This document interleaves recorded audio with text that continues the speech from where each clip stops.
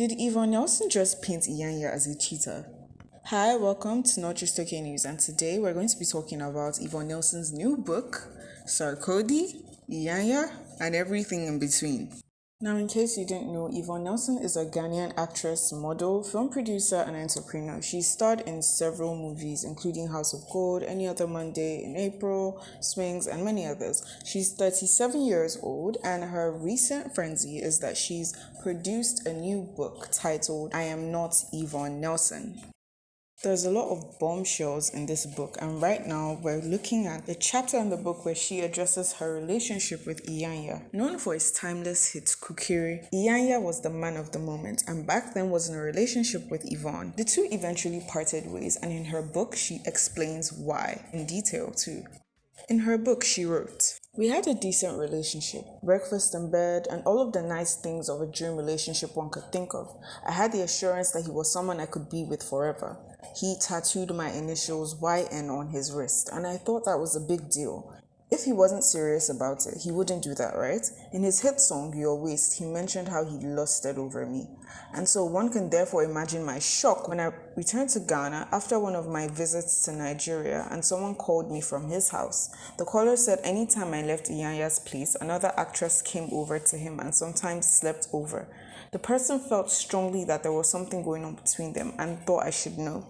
That actress turned out to be Tonto Dike of Nigeria, one of the female celebrities Iyanya named in his Your Waist song."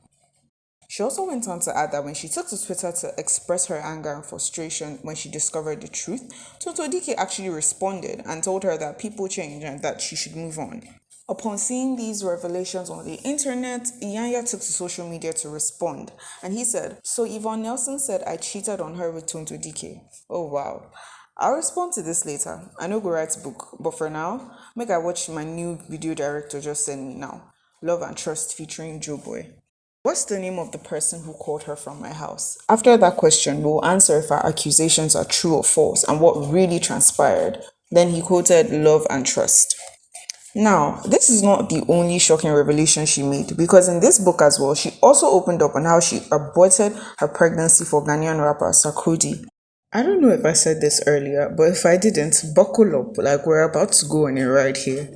Still looking at this same book, I Am Not Yvonne Nelson, Yvonne made Sarkodie the talk of the town after revealing that she had actually aborted pregnancy for him sometime back in 2010. Describing the entire process in chapter 8 of her book, she wrote, "I had gone for a pregnancy test to confirm what becomes the most obvious conclusion for a sexually active young woman who misses her monthly flow. I was in the company of Karen, and when the test result was ready, I wasn't strong enough to open it. She did and declared the verdict. Charlie, did it. And so on an ordinary day, I would have laughed out loud, and that would trigger a string of jolly conversations and jokes, but this was no laughing matter. It was a grim piece of information that was capable of turning my world upside down. I wasn't the only one responsible for the situation, so I called the man whose potent seed had germinated in me. His name is Michael Owusu-Addo, a renowned Ghanaian musician who is better known as Sarkodie. Now, Sarkodie was a budding musician with the potential to become one of the biggest artists in Ghana and beyond.